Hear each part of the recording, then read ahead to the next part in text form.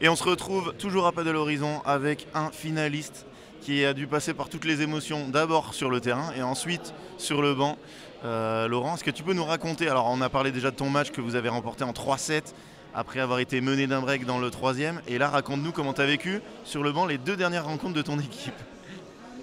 Alors pour la petite histoire, je l'ai vécu de derrière le banc parce que j'ai commencé le match en le regardant et ça se passait pas bien et je suis assez superstitieux et en fait quand je supporte une équipe souvent ça se passe pas bien et quand ça a commencé à faire 2-1, 3-1, 4-1, 5-1, j'ai été m'asseoir derrière et j'applaudissais et je criais comme un malade à chaque fois qu'ils applaudissaient eux.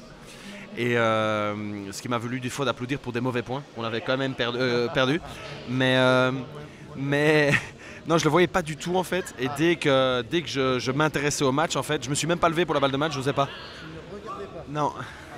Et j'étais là derrière et donc voilà. Donc j'ai vécu le match différemment, mais on l'a gagné en fait. Hein. Donc là, c'est sportivement un très très beau jour en tout cas. Parce que j'ai déjà fait quelques chouettes choses, mais là, j'y croyais pas en fait. Hein. Donc là tu nous parles du troisième match que tu as vécu sans le regarder, mais le deuxième, est-ce que tu l'as regardé celui-là? Alors oui, le deuxième, je l'ai regardé et ça a été un très très gros match, très tendu. J'ai dû aller plusieurs fois aux toilettes, mais là c'était... Voilà, ça c'est un autre niveau encore. Que des fois il y a des gens qui me disent, en tout cas ils trouvent que je joue bien, mais alors là on était sur un autre niveau et Thomas était déçu et je lui ai juste dit voilà, là ça joue vraiment sur des détails dans ce genre de match-là parce qu'ils jouent tous les quatre en fait très très bien au paddle et là c'est là qu'on se dit que c'est un jeu d'échecs parce que des fois nous à mon niveau on peut compenser avec un bon smash, un bon petit kick et essayer de terminer le point coûte que coûte alors que ici eux en fait ils ont toujours une solution. Des fois il y a des points, tu as l'impression qu'ils doivent le gagner 5 fois pour gagner un seul point. Et ils perdent 7-6, 7-5. Et c'est pour ça que là c'était dur, cette défaite-là. Et on m'avait annoncé une paire de l'autre côté aussi forte, voire même plus forte dans le dernier match. Et donc là émotionnellement j'ai pas tenu. Et est-ce que tu connais un peu, parce que tu nous as dit que tu connaissais pas, c'est normal, beaucoup de joueurs français. Demain, est-ce que tu en connais qui jouent dans l'équipe de 7? Est-ce que tu connais Aitor Garcia par exemple? Ouais, Aitor et Mario Ortega, c'est deux gars qui s'entraînent justement à Alicante où je vis. Et c'est des très bons joueurs. Après voilà, devant on a aussi nous des très bons joueurs. Ici dans l'autre équipe qu'on a joué en demi-finale, c'est clairement des top joueurs du World Paddle Tour. Mario et Aitor ils jouent très très bien, mais je pense pas que c'est ce niveau-là. Après voilà, une finale il faut toujours la jouer, c'est très compliqué émotionnellement.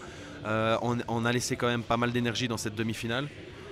J'ai aucune idée de comment ils ont gagné, mais en tout cas nous ça a été dans le dur, donc il va falloir récupérer ce soir, aller dormir tôt, bien boire et de l'eau et voilà. Ils ont gagné 2-1 aussi, mais dans des matchs beaucoup plus rapides. Je pense que ça fait au moins 2 heures qu'ils étaient tranquilles, alors que vous, voilà, jusqu'au bout. Et allez, peut-être dernière question. Est-ce que demain, tu as une idée de la compo? Comment ça se passe dans l'équipe? Qui fait la compo? Est-ce que c'est que les capitaines ou il y a une petite réunion entre tous les joueurs et vous en parlez?